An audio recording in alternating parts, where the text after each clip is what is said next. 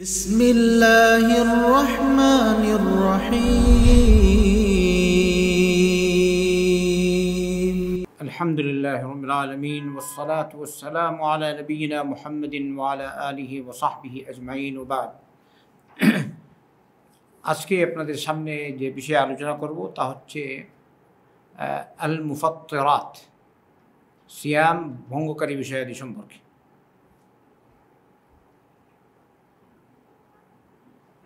সিয়াম ভঙ্গকারী বিষয়ে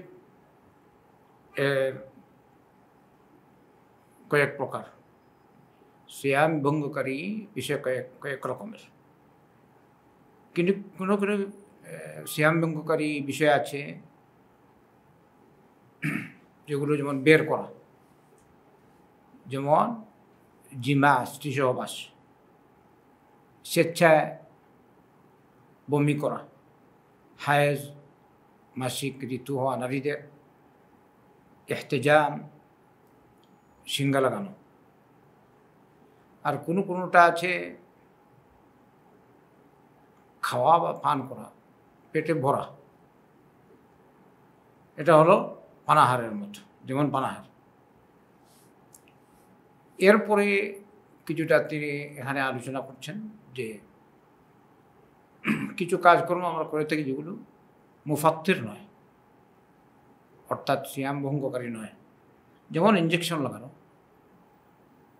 চোখে বা নাকে, না চোখে বা কানে, নাকে নয়, চোখে বা কানে ড্রপ দেয়া, নাকে কিন্তু ড্রপ দেয়া যাবে না। এমনিভাবে বখাহ আর রব, হাঁপানি রুগী বা এরকম কিছুর জন্য যে মানুষ স্প্রে ব্যবহার করে, এর কারণেও সিয়াম ভঙ্গ হবে না। এমনিভাবে হালকা রক্ত বের করা চেকআপের জন্য, অথবা নাকসির বা নাক দিয়ে পানি রক্ত বের হওয়া, দাঁত উপড়ে ফেলা, জখম টখম, এইসব কারণে সিয়াম ভঙ্গ হবে না। অনিচ্ছায় যদি বমি এসে যায় তাতেও সিয়াম ভঙ্গ হবে না। তাহলে বোঝা গেল সিয়াম ভঙ্গ হবে স্বেচ্ছায় বমি করলে। এমনিভাবে কেউ যদি কুলি করে একদম গলা পর্যন্ত পৌঁছায় কিন্তু গলার ভিতরে না যায়, তাহলে সিয়াম ভঙ্গ হবে না। কিন্তু গড়গড়া বা গলা পর্যন্ত না নেওয়াটাই ভালো, হয়তো কিছু চলে যেতে পারে। তো কুলি যখন করবে মানুষ, স্বাভাবিক কুলি করবে, স্বাভাবিক মুখে পানি দিয়ে পানি ঘুরানো মুখের ভিতরে, বস কোনো রকম হয়ে গেল কুলি। এমনিভাবে আপনি যদি চামড়ায় তেল ব্যবহার করেন শরীরে, অথবা কোনো রকমের মলম, এতেও সিয়াম ভঙ্গ হবে না। এমনিভাবে যদি কেউ থুতু গিলে ফেলে, রাস্তা দিয়ে হাঁটছেন, মুখের ভিতরে ধুলো ঢুকে গেছে, তাতেও সিয়াম ভঙ্গ হবে না।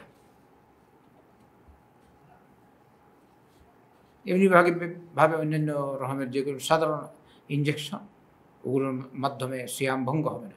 তবে আহলুল ইলম বলে থাকেন যেসব ইঞ্জেকশন খাবারের পরিবর্তে ব্যবহার হবে, যেমন ডাক্তার খাবার দেয়নি, এর পরিবর্তে কি দিয়েছে ইঞ্জেকশন, এই ইঞ্জেকশন ব্যবহার করলে সিয়াম ভঙ্গ হবে।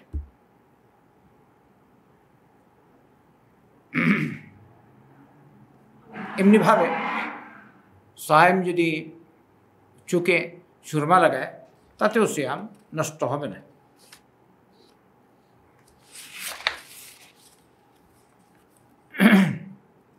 এমনিভাবে যদি সায়েম রান্না করছে আর হালকা একটু টেস্ট নিচ্ছে, যেমন লবণ হলো না মিষ্টি হলো বা এরকম কিছু, তাতেও সিয়াম নষ্ট হবে না ইনশা আল্লাহ।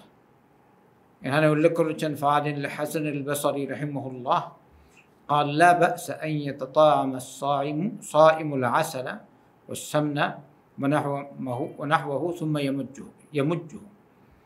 হাসান আল বসরি রাহিমাহুল্লাহ বলেছেন যে মানুষ যদি, সায়েম ব্যক্তি যদি একটু মুখে মধু দিয়ে একটু টেস্ট নেয়, অথবা ঘি তারপর এটা ফেলে দে, তাতে সওয়াবের কোনো অসুবিধা নেই। এটা বলেছেন রাওয়াহু ইবনু আবি শাইবা ফিল মুসান্নাফ বিসনাদিন সহিহিন আনিল হাসান। এমনিভাবে শাইখুল ইসলাম ইমাম ইবনে তাইমিয়া রাহিমাহুল্লাহ বলেছেন ওয়াদাউকুত তাআমি ইউকরাহু লিগাইরি হাজা, তবে প্রয়োজন ছাড়া খাবার টেস্ট নেবেন না, যেটা প্রয়োজন না হলে না হয়। এরকম করলে, এরকম প্রয়োজনে যদি মানুষ টেস্ট করে, স্বাদ নেয়, যেমন একটু দেখলো ঝোল নিয়ে জিব্বায়, এতে অসুবিধা নেই, কিন্তু প্রয়োজন ছাড়া এটা করা মাকরুহ, ওয়াল্লাহু আলাম। এমনিভাবে সুগন্ধি ব্যবহার করা, তাতে বাধা নেই। আতর ব্যবহার করে মানুষ, অনেকেই মিস্ক ব্যবহার করে বা এমনিতেই আগর ব্যবহার করে, এতে কোনো অসুবিধা নেই, এটা জায়েজ সায়েম অবস্থায় কিংবা গায়ের সায়েম অবস্থায়। এখানে আরেকটা কথা উল্লেখ করেছেন, যেমন একটা মানুষ রাত্রে তার উপর গোসল ফরজ হয়েছে আর সকাল হয়ে গেছে, এতেও কোনো অসুবিধা নেই। মানে ফজর হয়ে গেছে, ফজর ওয়াক্ত হয়ে গেছে জানাবতের অবস্থায়, গোসল ফরজ হওয়া অবস্থায়, তাতেও তার সিয়ামে কোনো ত্রুটি আসবে না। তারপরে সে গোসল করবে আর ফজরের সালাত আদায় করবে। এমনিভাবে যদি ঘুমন্ত অবস্থায় স্বপ্নদোষ হয়, তাতেও সিয়াম নষ্ট হয় না। এমনিভাবে যদি মজি বা অদি বের হয়, মজি বা মজি মনে মনে কিছু এসছে আর লজ্জাস্থান দিয়ে একটা কিছু হালকা পাতলা পানি বেরিয়েছে, ওইটাকে বলা হয় মজি। আর পেশাবের পর যে একটা হালকা পাতলা একটু গাঢ় পানির মতো পাতলা বের হয়, আটা গাঢ় না, আটা পানি, এতেও সিয়াম ভঙ্গ হবে না। ওয়াল্লাহু আ'লাম, আল্লাহ অধিক জানেন।